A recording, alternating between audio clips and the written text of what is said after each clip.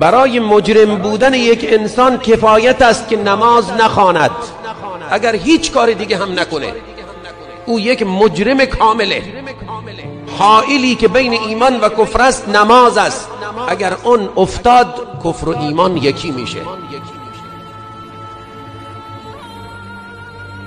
میاد در ذهن طرف وسوسه میکنه، میگه تو که خلاف نمیکنی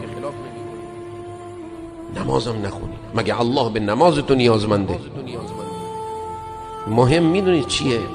مهم اینه که تو داری پیروی نفس خودت میکنی، نه پیروی الله.